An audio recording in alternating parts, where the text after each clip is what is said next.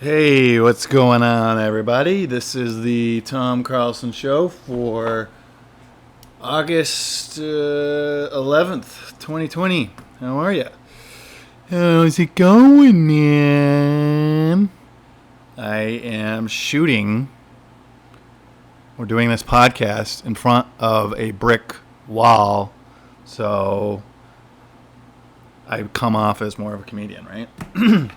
What the hell's going on, dude? Pumped up.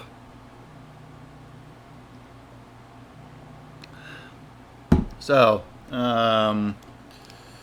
back in New York, quarantine is done pretty much. I'll be 2 weeks, and I've been behaving myself for the most part.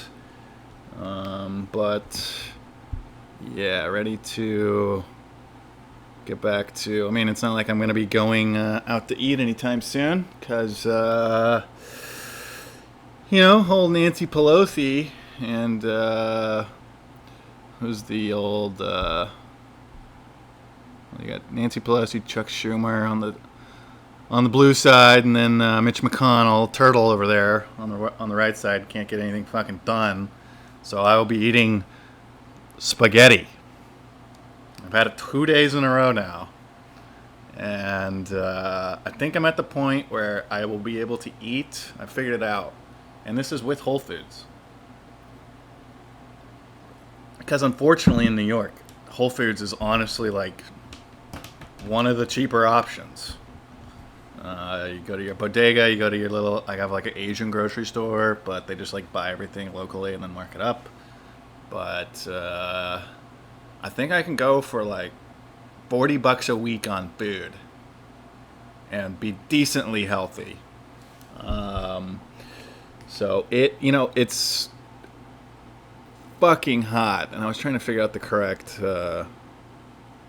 metaphor. Cold as a witch's tit, and so it's hotter than a wizard's dick. How about that? Congratulations to 23-year-old Colin Morikawa for winning the 2020 PGA Championship. Where did they play it? Oh my god, I was going to do my Jim Nantz. Welcome, friends. 2020. It was in San Francisco. PGA Championship. Harding Park. And it's a muni out there, so anybody can go play it. It was pretty cool. I didn't think it was that hard of a course, to be honest. Because they have these huge trees, but they have no branches on the side. So, like when I was a kid playing golf, I had more pine trees around me. But my thought then was always like, well, there's more air shooting between these trees than there are trees. So the odds are, if I just swing it through, it's gonna make it, more likely than not. And somehow that is not the case. I don't know if it's angles, some kind of weird, shift in physics that's going on right when I hit the ball. But congratulations, Colin Morikawa. He is 23, his second major appearance. Not that guys need money that are on the PGA Tour, but let's see what he won. He's gonna get a lot more money with sponsors after this, so good for that fucking kid. So that the PGA Championship earnings. Let's see.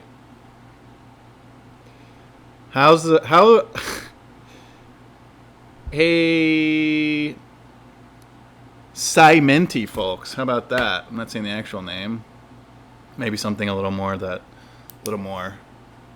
Diamenti folks. Dude, how's the PM meeting, man? Jesse giving you a hard time? It's on your ass for things you can't control? Miss that. Miss you guys so much. No, I don't. Things are falling. I don't know what they are. Okay. $2 million he got for that Sunday win, so congratulations to him. And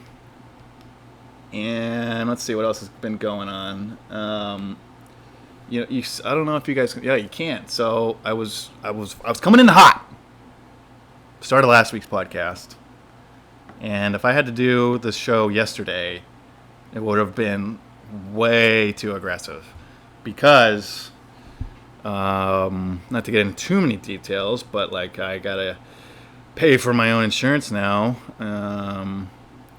and I spent 5 hours on the phone yesterday so I had paid for my August Cobra, and it's a company called WageWorks, right?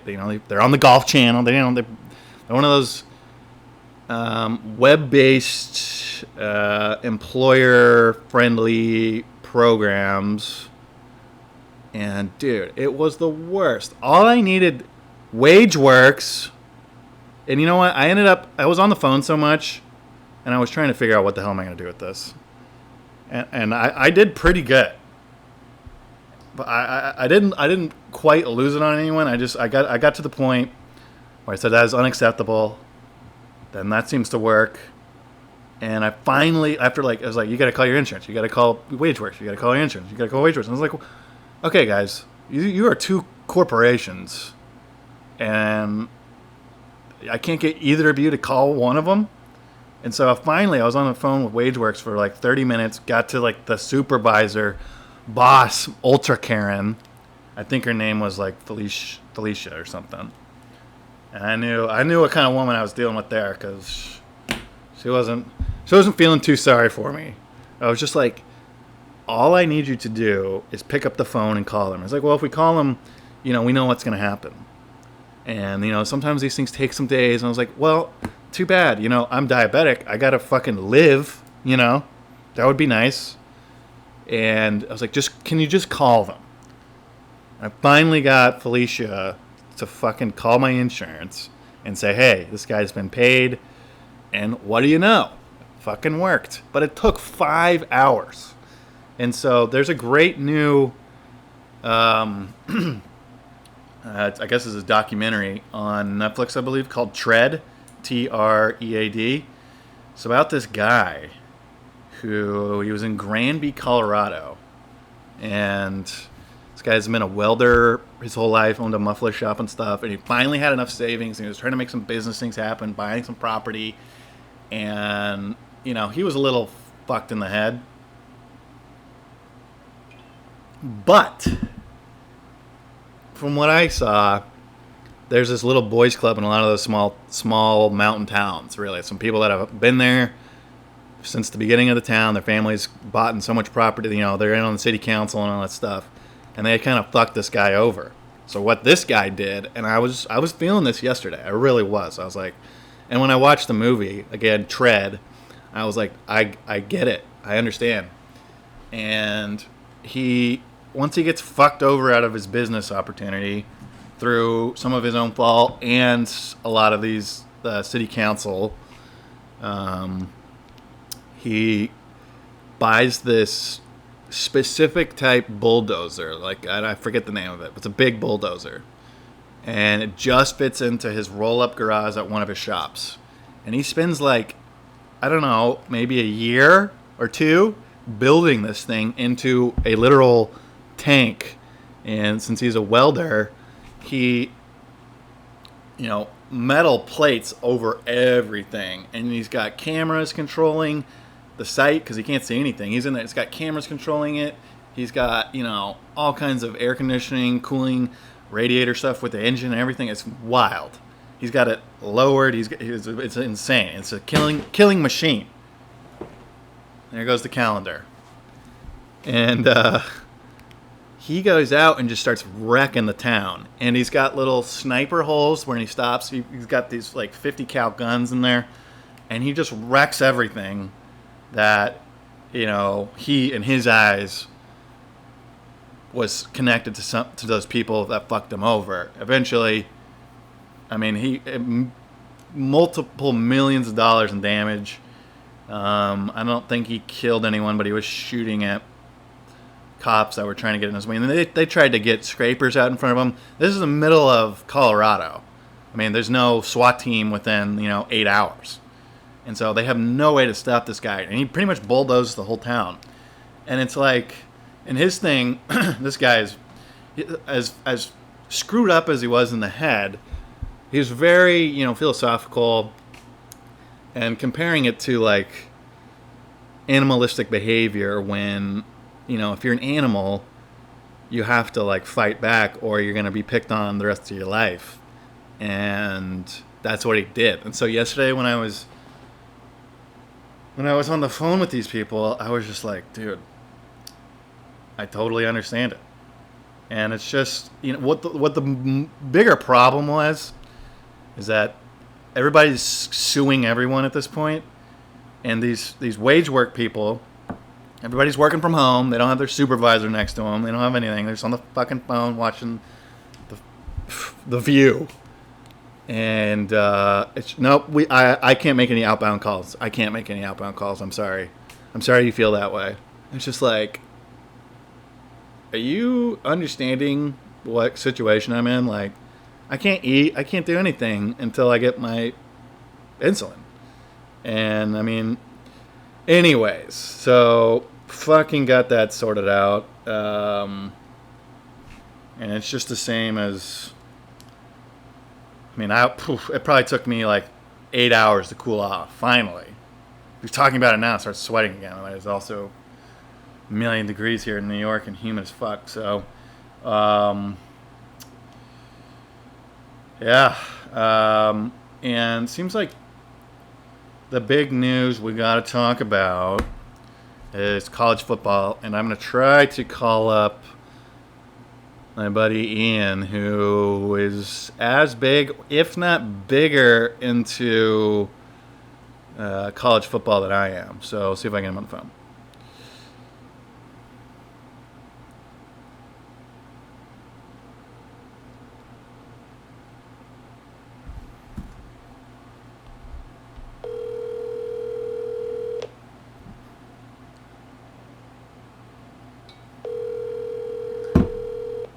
If he answers. Mr. Carlson. Ian, you're on the podcast. Hey, what's up, man? It's live, dude. You feeling the pressure with my 3 listeners? Yeah, let's do it. So, all right. First, initial gut reaction to what was it that you fuckers started over there? The We Are United or something like that? We Are United, the Pac-12 players movement. Yeah.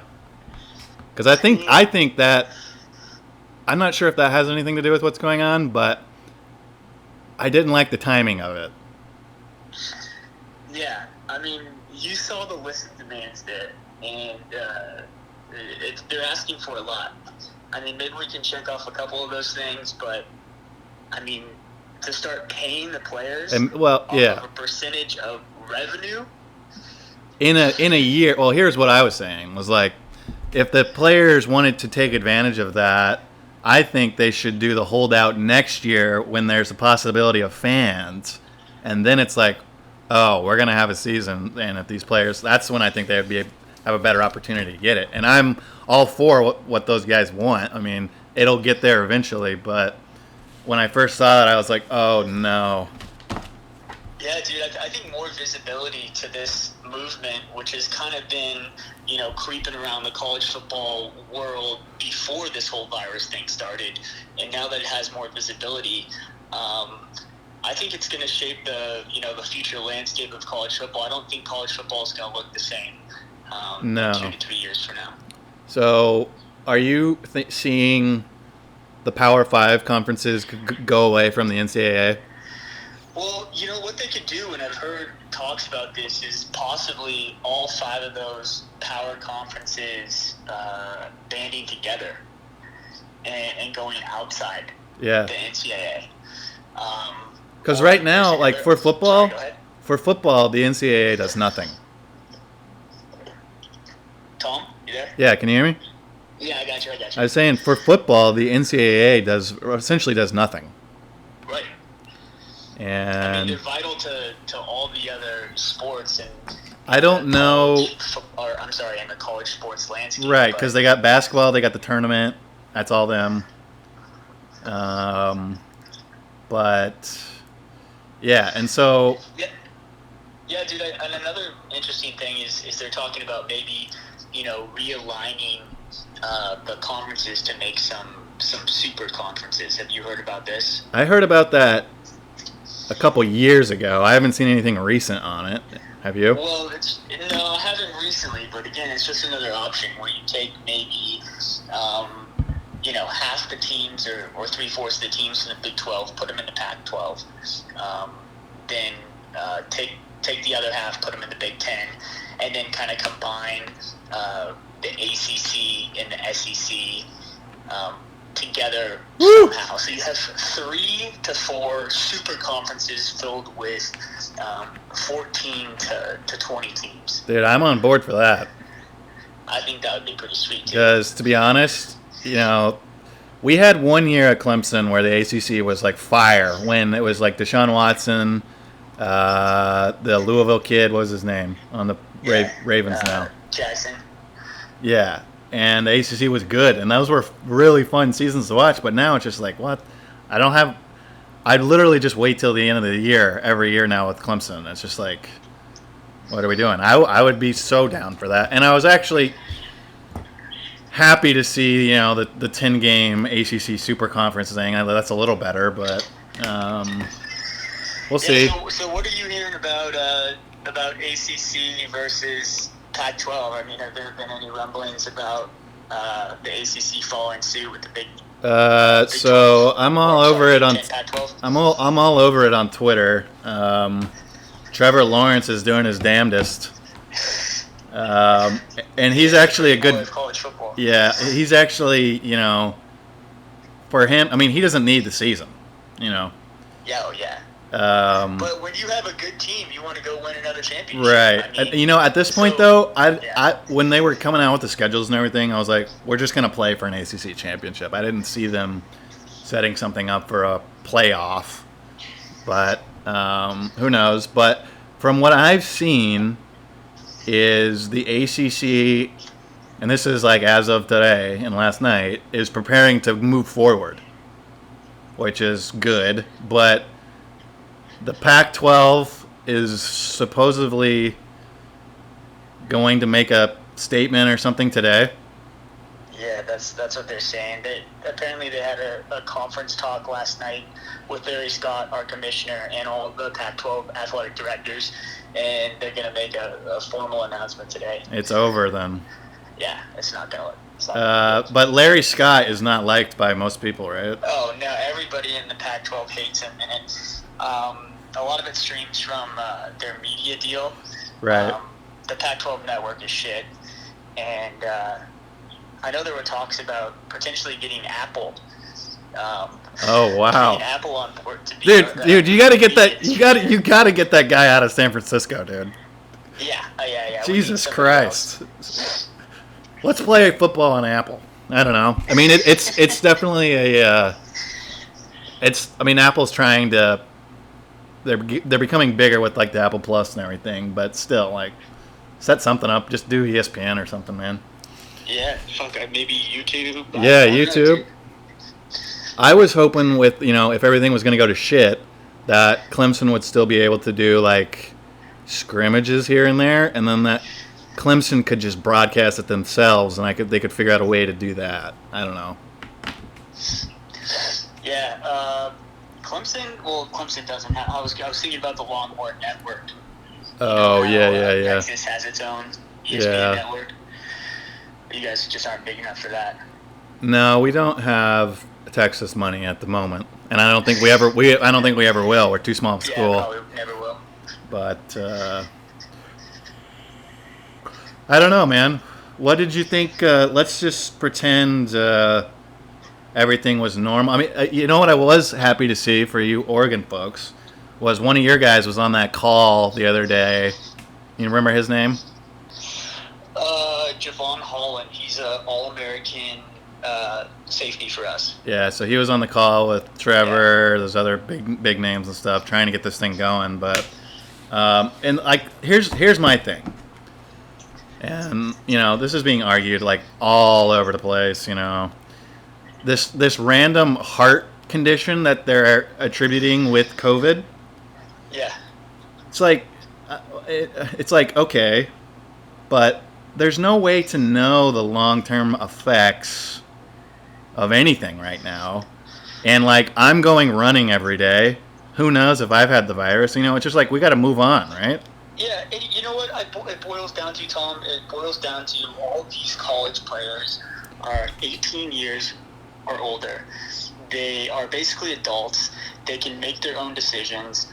If they want to play, have them sign a liability, waiver release form. Put it there. They accept the risk. They know that playing could be dangerous. They make that decision. When the NCAA outlawed all these waivers, that I think Ohio State started first. I think that's where the trouble started coming from. Of course. Ohio State, being the bitches that they are, trying to just not have any conflict and just push the blame everywhere. Yeah, fuck Ohio State, dude. Yeah. So, yeah, man. I mean, fucking NCAA, they're killing it. But it's just sad, dude. What am I gonna do this fall? I know. I mean, I'm gonna have to get 4 or 5 new hobbies because I'm gonna have all this time. I'm not gonna be able to watch college football, and I'm devastated. And I was talking before I called you. You are as big or bigger college football fan. Like, you follow the recruiting and everything, right? Yeah. It's a big deal. And what's interesting is that I think it's always, I was talking about this earlier on the show. It's like everybody is so, Sue happy right now in the world that you can't just have a handshake, an agreement that, hey man, we're gonna go through this. And my thing is, I don't know, I feel like I'm rambling here, but the players are still going to be going to school, right? And so if it's really about player health, I don't see why football is, football itself is inherently dangerous, right? Exactly. So I feel like it's more they're getting scared of what's going to be coming here in the future in a few years, and they're trying to hold off. I don't know. Yeah, and Saban made a good point. Nick Saban, head coach of Alabama, made a good point the other day in an ESPN released article. He said that, the kids are going to be safer on campus in a mini bubble facilities, in a mini bubble, right? Rather than back home running around without any guidance, right? Just and more opportunities for them to get into trouble, right? That's what I was saying. The people who are going to get sick are going to get sick regardless of football or not. And the football program allows structure to maybe in some ways reduce the risk, but also limit the exposure once there is one. My only issue with playing is seeing what these baseball fucks have done, and what do you do when 20 of the guys on your team test positive? I don't think you can play.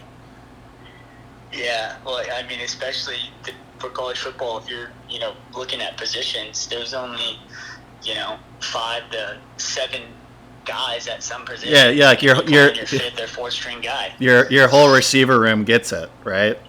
Yeah. So I don't know.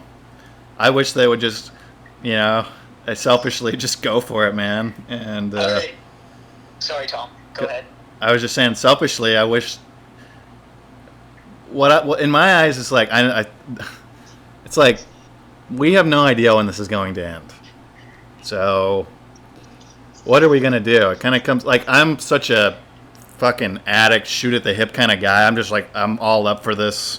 Let's fucking go, dude. That's my genetics, but. Hey, real quick, I wanted your predictions of Clemson season this year. I thought we were gonna win it. I thought we were gonna win the whole thing. Really? Yeah, I don't know who. It would be us and Ohio State and probably Alabama again. Well, I was pretty confident in my Ducks, man. We're breaking in a new quarterback, but every single piece of our defense is back, really.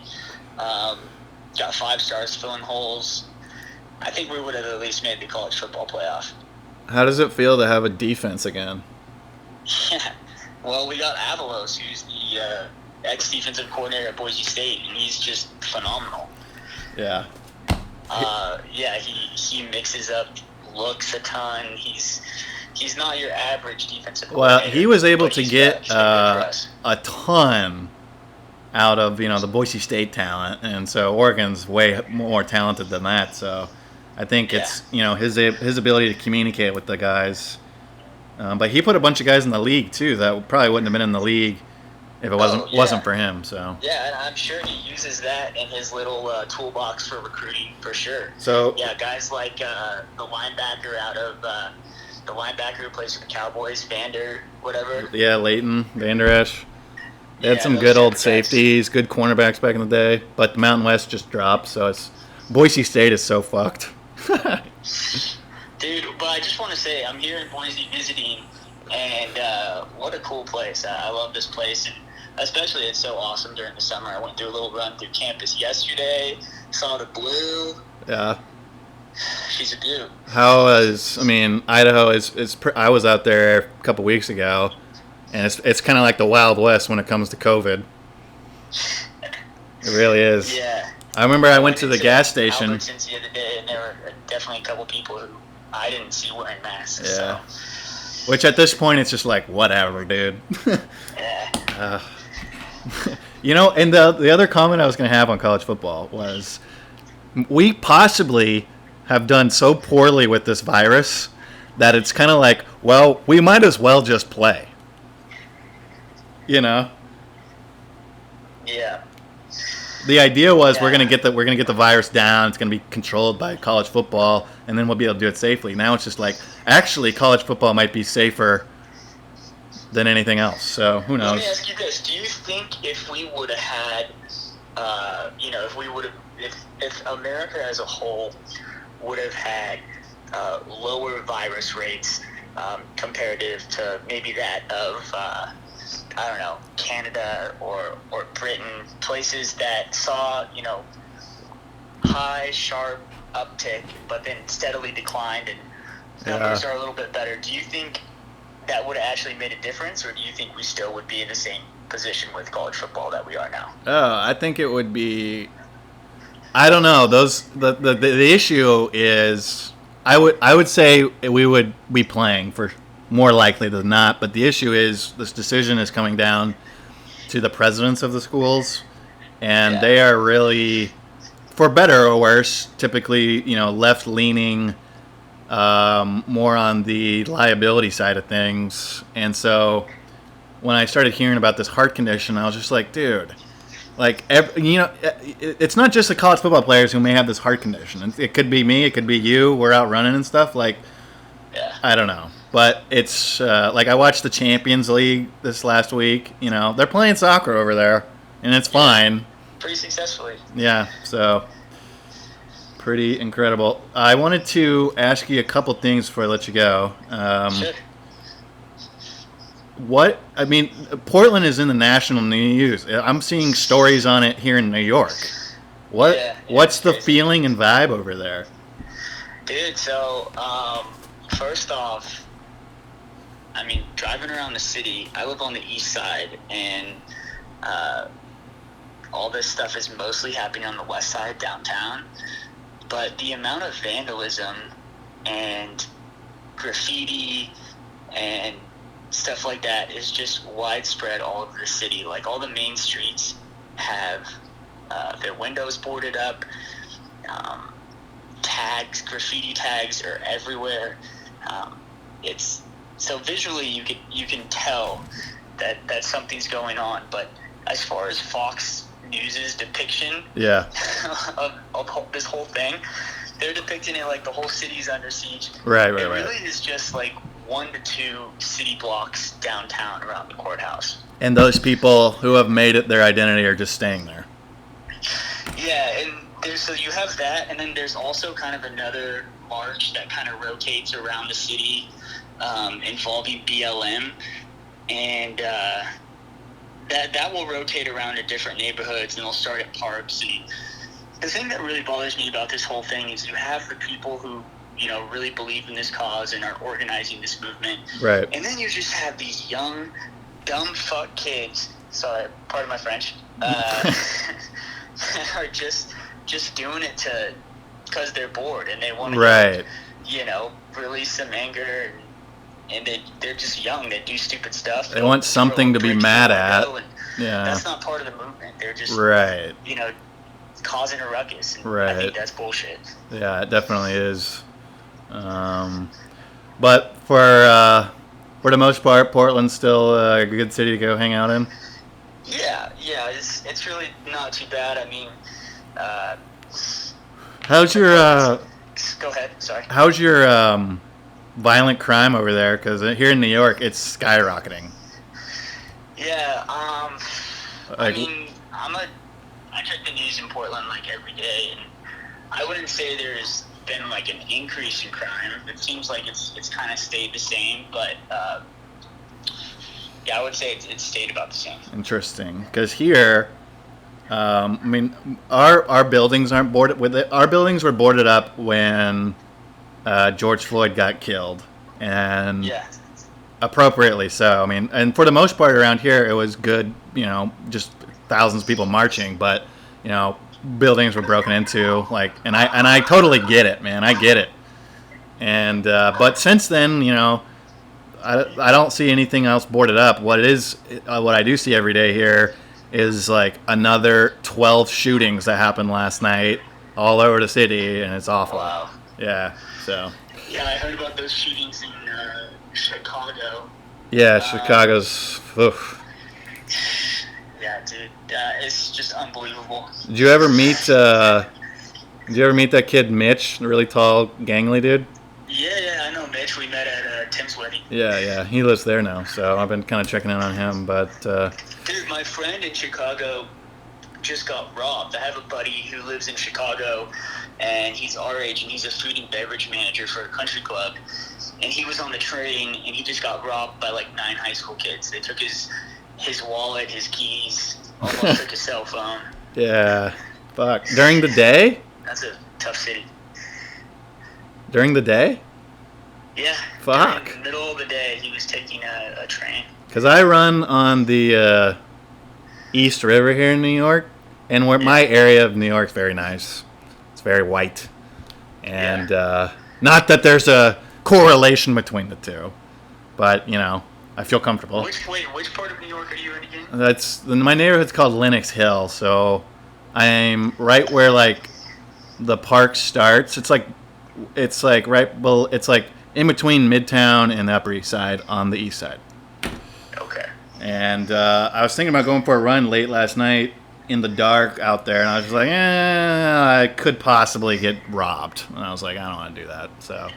See, whenever I think about having a dangerous run experience, I always just think to myself, is someone really going to run up to me while I'm running? Because I feel like I could outrun them. Yeah, you may be faster than me, man.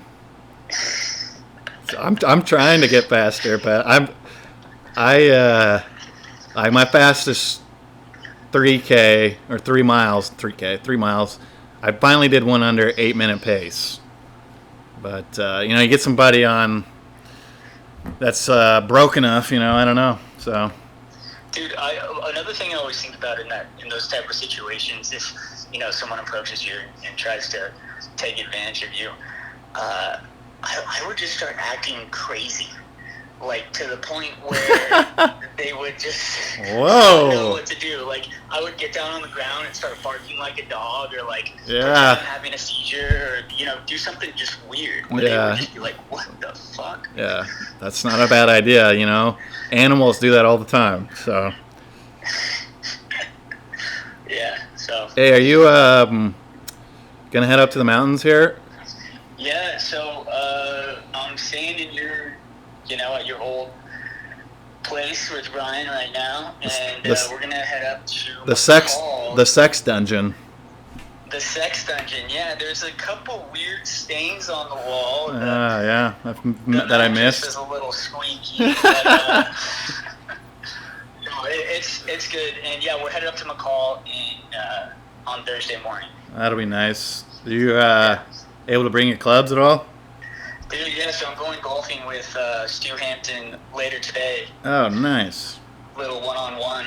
Maybe you'll get a couple tips I can implement in my future game. Yeah, so I golfed with Stu, I don't know, it's like a year ago, last summer. Yeah. And he is, he's a small guy, so he can't hit it that far. Yeah. But his consistency is insane. Yeah. It'll frustrate you. You'll be like, oh, right down the middle again, huh? He's just accurate as fuck. Yeah, so... Well, that's what I need to learn. Okay, man. Well, we'll see what happens with college football. You may have to join, be a partial Clemson fan. I guess I could root for Clemson. Yeah. It's different, sure, though. I'm not rooting for Miami or Florida State, so. Yeah. Okay. All right, man. Thanks for joining, and enjoy the mountains up there. Thanks, Tom. Thanks for having me, man. Take care. Okay, see you, dude. Ian the Beast. Ladies and gentlemen, hope you enjoyed that. And that's about enough college football as we need to start. And I'm glad I got some perspective on Portland stuff, because even here in New York, I mean, it would appear Portland is, on fire, and people trying to get out of there. But one thing I have been doing, actually, I sent out on my show's Instagram. Go follow it. It's at the Tom Carlson Show. You can send in, questions, topics, whatever. And one of the ones I got that was halfway reasonable was what's going on with this Trump 20 not see there that's what it is right there. I just said Trump 2020 and I meant to say Kanye 2020. So and I pulled up some of the news on him today. I thought he was done after he was crying with his bulletproof vest in South Carolina talking about abortions and shit. But it would appear that Kanye West is releasing a presidential platform on a new campaign website. And his new running mate is this gal called Michelle Tidball, who I've never heard of, but looks quite like, I don't know, a Northeast housewife that could be on one of those shows. The Real Housewives of New Jersey. Okay, the world may be long familiar with rap superstar Kanye West, but not his vice president and running mate. Tidball, who's a 57-year-old spiritual coach. Okay, so guru predator,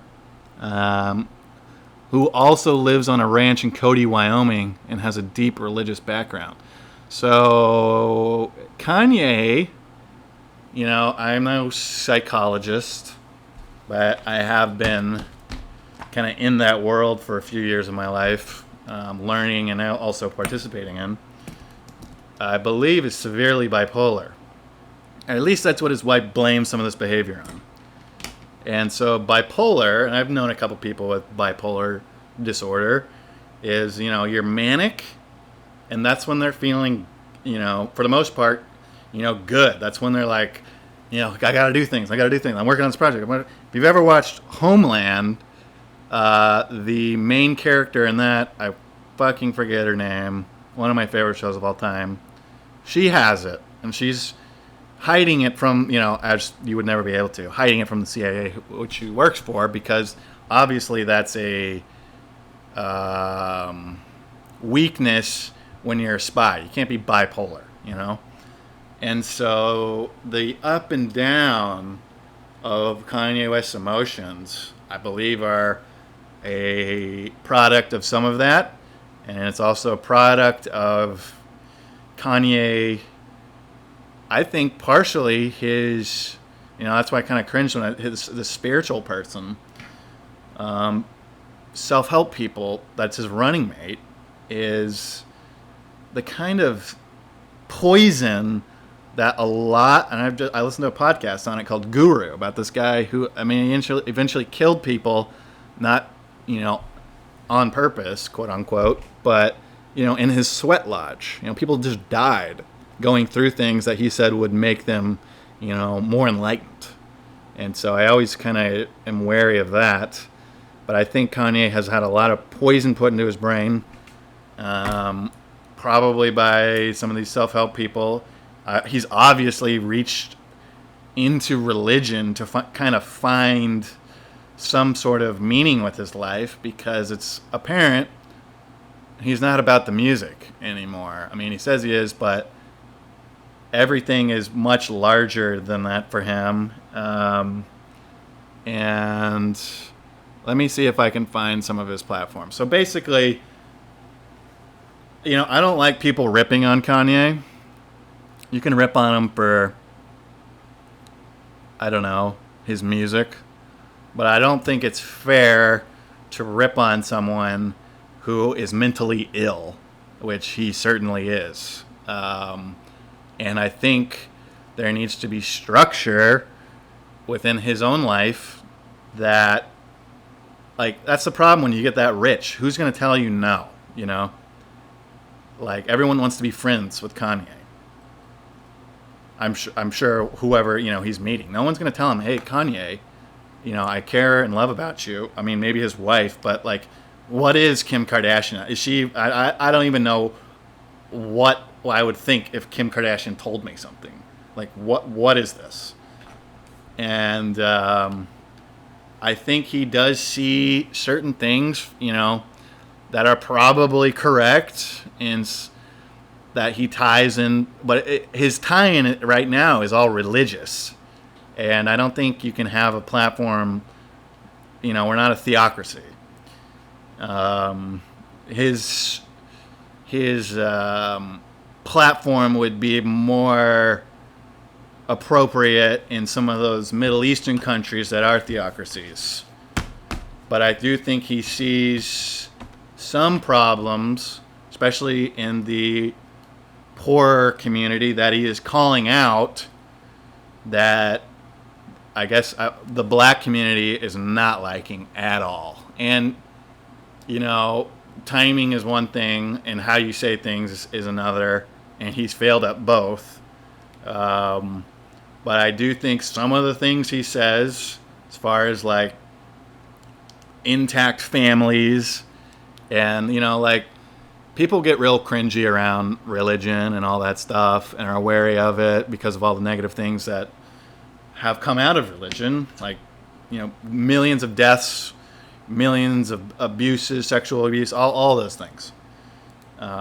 Real evil comes out of religion that is distorted for someone else's benefit, or once people start thinking they have a connection with God that's any higher than anybody else's. And for example, the AA people tell you, if you don't like the word God, that's fine, but believe in something outside of yourself. And what they tell you to start off with is just, all right, say your thankfulness prayer or whatever to a doorknob. Just make it the doorknob. But I hope Kanye divorces Kim Kardashian. I hope he finds someone that'll actually, and I've tried to do this with some other people, and it hasn't worked out that well, so who knows. But what it took for me to get my life turned around was to just get my fucking teeth kicked in the gutter, almost dead, and realizing, I don't want to be like this anymore, and I got to start, something's wrong, and I can't help myself. I think Kanye at this point thinks he can help himself, and he can't. So I hope he gets help. I hope this, presidential platform or I hope his presidential thing goes away. I don't think it will, based on the news I'm seeing right here from the New York Post. He's Kanye West, billionaire rapper. Wasn't he in debt a couple weeks ago? I don't know. In long shot, White House hopeful announced his 10-point presidential platform that includes restoring prayer in classrooms, which, everyone is going to read that and be like, oh my gosh, separation of church and state. Okay, that's very base level. But prayer in church or prayer in class could be something as simple as meditation, depending on how liberally you use that. So don't freak out. Reforming the police, good. Radical justice in courts, good. And promoting creativity in the arts. Okay, I don't know if I've never heard of a presidential candidate running on that. One of these morons here, I don't know, some district lady, was running on the fact that she's a scientist and will solve political issues through science. West, who launched his presidential bid on July 4th, on a birthday party punctuated, blah, blah, blah. The list begins creating a culture of life, calls for restoring a faith and reviving constitutional commitment to freedom of religion and the free exercise of one faith. I think all of that is great. He doesn't know how to talk about this. I don't think he actually understands what some of this is. I know he is a smart guy, but his mind has been pretty warped. And, I always think of his lyrics, we miss the old Kanye. Yes, we do, Kanye. We miss the old Kanye. And I remember, my friend, I got on Kanye back in the day when him and 50 Cent had a beef, and they made a bet that either one of them would quit, whoever had the least album sales. Kanye came out with Graduation and blew him away. I remember I bet the same thing with my buddy Nick. For whatever reason, he was a G-Unit guy. And when Graduation came out, the two before that, or two or three before that, with the teddy bears and stuff, were all great.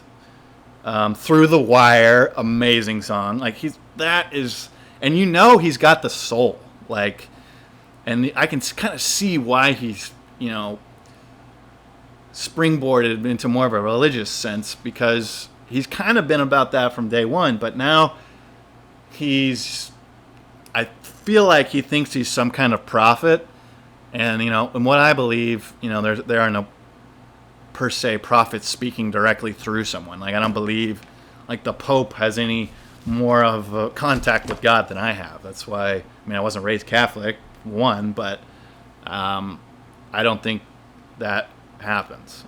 So to finish this, I hope he quits, but I hope he quits because he sees a better purpose for his life. He's never going to be president. And so there's only a couple things he can be doing with this. One, being more in public eye, which, being part of the Kardashian clan, I think he'd kind of get addicted to. And he's essentially projecting all this out there, hoping people like him, and it's just not going well. And his own community really does not like him right now.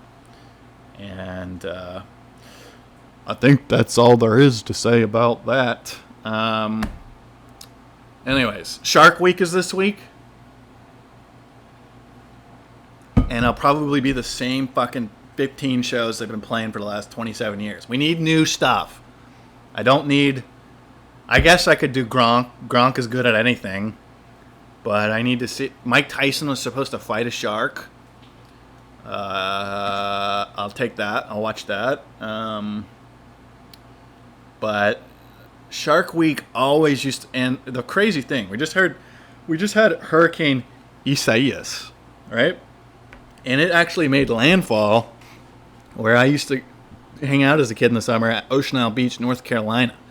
And my grandparents used to live there. May they rest in peace. And my favorite place to go in the world. And very Outer Banks like, except without all the hot people. And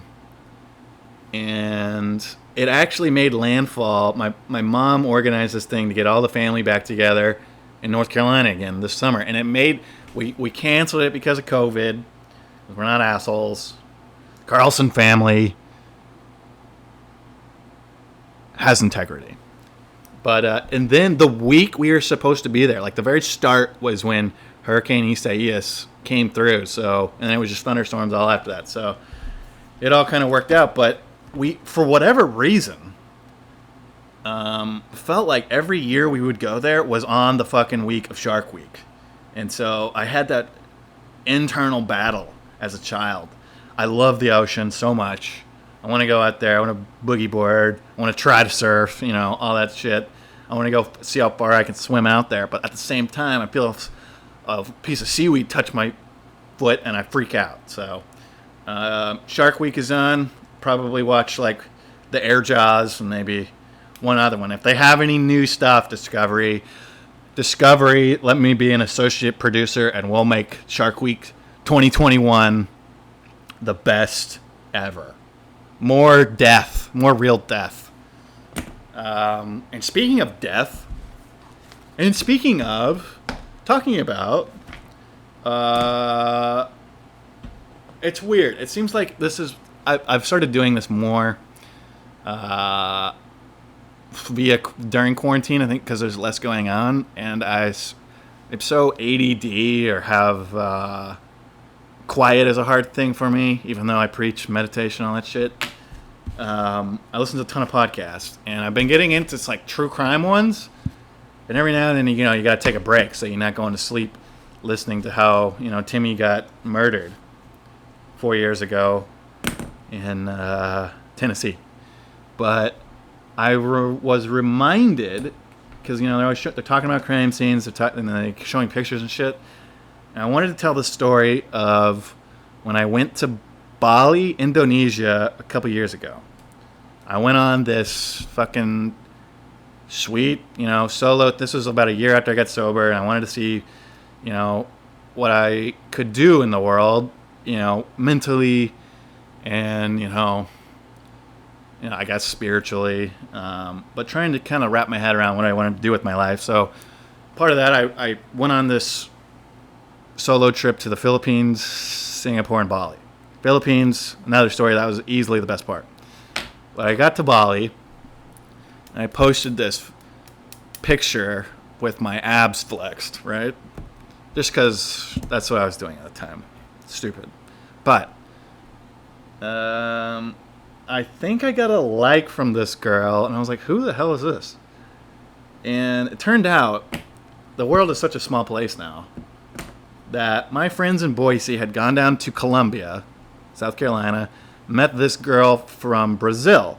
Now, this girl's friend from Brazil was the girl who liked my photo. And it was just like a nice photo at the pool in Bali. And I was like, hey. I was trying to be smooth and DM and stuff. I was like, hey, you want to hang out? Where are you? And she was up about an hour north of me in this great place. I forget the name of it. Let me see if I can find it. For the record, Bali is okay. It's extremely touristy, crowded, and locals didn't really like us, like me.